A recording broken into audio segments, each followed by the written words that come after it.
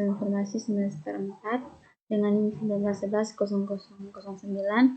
Di sini saya akan mempresentasikan tugas yang diberikan oleh Ibu dosen dengan mata kuliah perencanaan sumber daya perusahaan. Yang pertama di sini ada pendahuluan. Sebelum masuk ke materinya, di sini saya akan menjelaskan sedikit tentang apa itu perencanaan sumber daya perusahaan atau disingkat dengan IRP. Di sini adalah sistem informasi yang diperuntukkan bagi perusahaan, manufaktur maupun jasa yang berperan mengintegrasikan dan mengotomasikan proses bisnis yang berhubungan dengan aspek operasi, produksi maupun distribusi di perusahaan bersangkutan. Kegunaan IRP untuk mengontrol aktivitas bisnis mulai dari produksi, manajemen kualitas, manajemen persediaan, pengiriman, penjualan, hingga sumber daya manusia. ERP juga sering dikatakan sebagai back office, yaitu perangkat lunak untuk membantu perkantoran dan membantu menjalankan berbagai aktivitasnya, sehingga pelanggan dan publik tidak secara langsung berinteraksi dengan sistem informasi ini. Di sini ada secara perkembangan SI, perkembangan sistem informasi manusia, mulai mempertukarkan informasi sejak dahulu kala sekitar 3000 tahun sebelum Masehi, atau jika dihitung sudah lebih dari 5000 tahun yang lalu. Di sini ada periode pertama, pramekanik. Pada periode ini komunikasi menggunakan simbol untuk menyampaikan informasi. Periode kedua, mekanik. Masa ini termasuk dalam masa abad pertengahan, di mana orang sudah menggunakan peralatan untuk menyimpan, mengolah, dan merekam informasi. Periode ketiga, elektromekanik. Pada masa ini, penggunaan listrik untuk memberikan energi untuk menjalankan penemuan mesin sesudah pasca lain terus ditemukan. Pada periode ini pula diciptakan telepon dan kode Morse untuk digunakan dalam komunikasi jarak jauh secara langsung. Periode keempat, elektronik. John Horny mengembangkan transistor planar pada tahun 1957. Alat ini dapat mengintegrasikan semua sirkuit yang diciptakan tahun-tahun selanjutnya. Di sini ada sistem teknologi IRP di perusahaan. Pada dasarnya, IRP saat ini berkaitan dengan hardware atau software untuk mengintegrasikan data informasi pada setiap divisi di perusahaan. Penggunaan software IRP di perusahaan sendiri ada banyak bagian. Berikut ini adalah beberapa contoh sistem IRP yang dipakai tersebut. Ini yang pertama, purchasing. Dalam sistem software IRP terdapat modul pembelian untuk mempercepat proses pembelian bahan baku dan peralatan. Sistem inilah yang mengoptimasikan proses identifikasi calon pemasok, negosiasi, harga, pembelian, dan penagihan. Yang kedua, sales order process.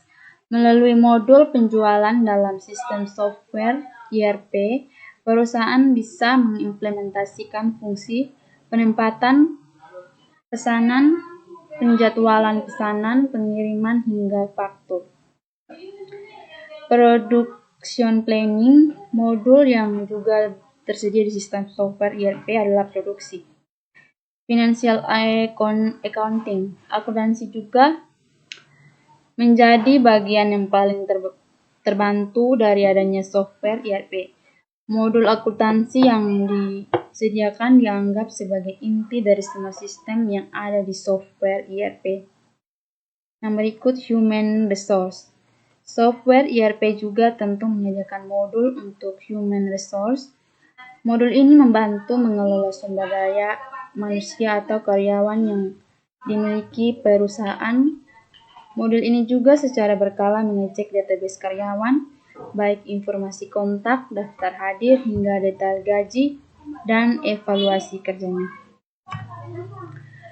Di sini ada SCM dan CRM. Yang pertama, Supply Chain Management disingkat dengan SCM, adalah manajemen dari sebuah jaringan bisnis yang saling terhubung untuk menjadikan suatu produk yang lengkap dan melengkapinya dengan layanan-layanan yang dibutuhkan oleh end customer. Supply chain management juga dapat didefinisikan sebagai sekumpulan aktivitas yang terlibat dalam proses transformasi dan distribusi barang, mulai dari bahan baku paling awal dari alam sampai produk jadi pada konsumen akhir. Kegunaan SCM adalah bagaimana ia mampu manage aliran barang atau produk dalam suatu rantai supply. Tujuan utama dari SCM adalah yang pertama penyerahan atau pengiriman produk secara tepat waktu demi memuaskan konsumen. Yang kedua, mengurangi biaya. Yang ketiga, meningkatkan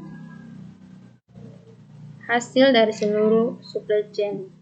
Yang keempat, mengurangi waktu. Di sini yang berikut, CRM atau Customer Relationship Management adalah suatu jenis strategi perusahaan yang secara khusus membahas teori mengenai penanganan hubungan antara perusahaan dengan pelanggannya dengan tujuan meningkatkan nilai perusahaan di mata para pelanggannya.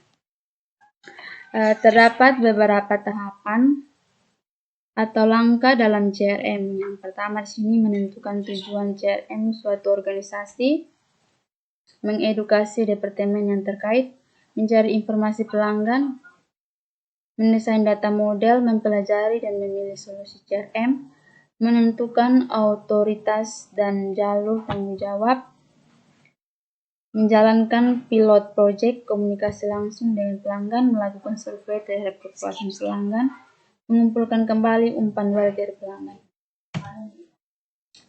Dan yang berikut ada implementasi ERP, diidentifikasikan sebagai platform utama tempat perusahaan membangun peningkatan proses bisnis yang kompetitif.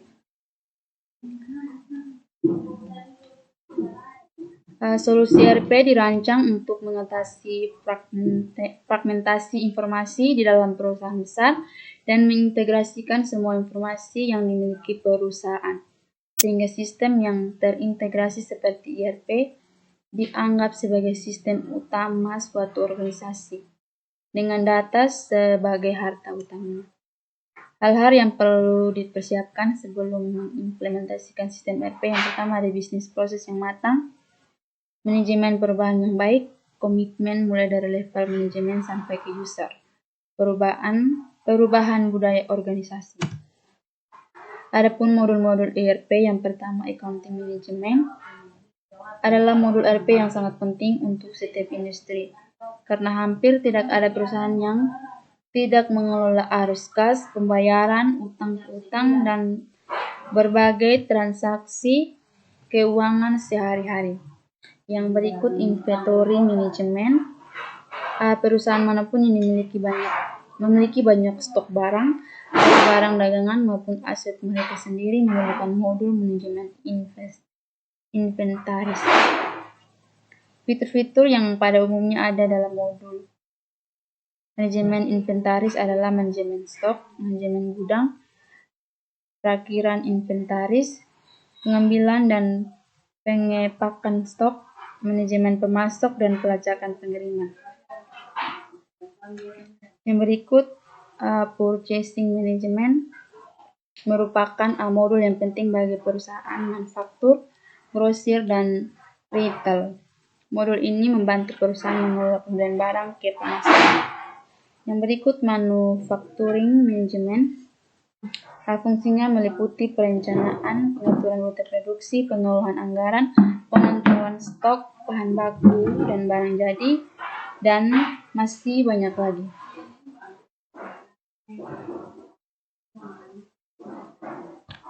Human Resource Management membantu perusahaan untuk mengelola SDM secara lebih efisien. Fungsinya mencakup pengelolaan informasi karyawan, pelacakan jam kerja dan kehadiran, pengkajian pengolahan pajak karyawan, pembuatan survei, rekrutmen, dan penerimaan karyawan baru. Yang berikut sales management adalah modul yang wajib dipertimbangkan, dan modul ini mencakup pengelolaan data prospek dan pelanggan, pemantauan siklus penjualan, penjadwalan follow up ke prospek, pembuatan penawaran manufaktur, dan pembuatan laporan penjualan yang lengkap. Adapun customer relationship management hampir mirip dengan modul penjualan, tetapi fokusnya lebih pada pengelolaan pelanggan. Fungsinya mencakup pengelolaan pipeline penjualan, pencatatan riwayat interaksi pelanggan, email marketing campaign, laporan perilaku, dan pola pembelian pelanggan. Di sini ada 2 contoh perusahaan yang telah menerapkan ERP. Yang pertama Telkomsel adalah salah satu perusahaan yang sudah menerapkan ERP ke dalam fungsi bisnisnya.